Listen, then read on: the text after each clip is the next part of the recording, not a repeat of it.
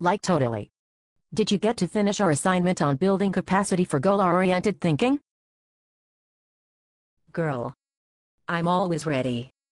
Do you mean the chapter where we reviewed the elements of effective leadership, barriers to teachers taking on leadership, and ways teachers can build leadership?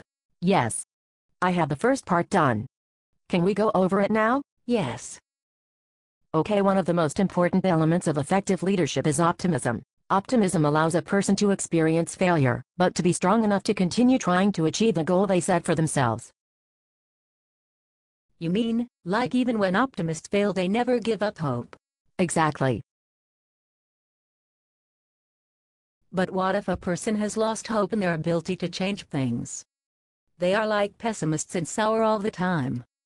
Can anything be done to help change that? Yeah.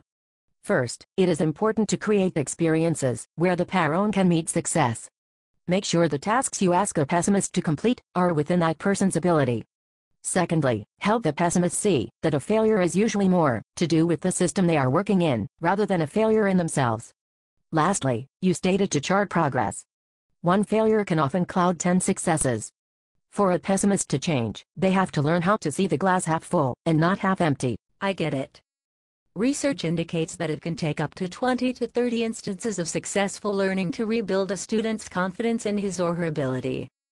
I wonder how many successful experiences it would take to rebuild a teacher's confidence, to impact positive student change?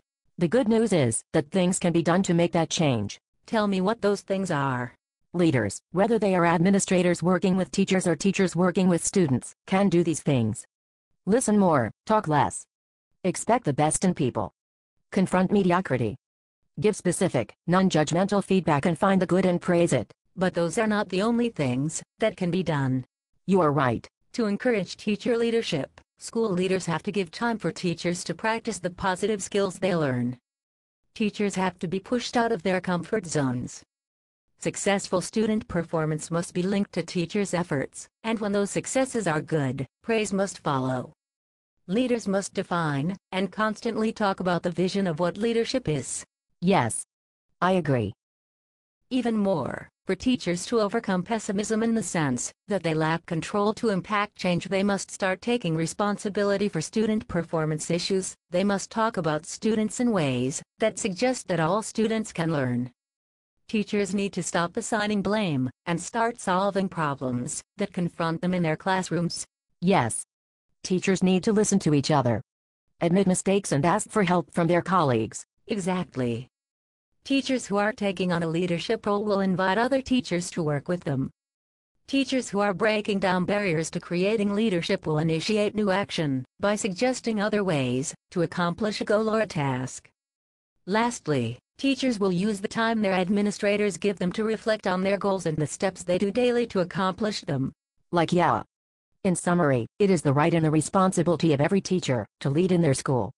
Teachers must develop their will to lead through identifying a positive view of students, practice dialoguing and collaborating with other teachers, and start taking the initiative, even in an AYP school, to impact positive student change through the steps we have outlined. Yeah. You in the audience. If you have any questions, now is the time to ask Lupe or Veronica. Later.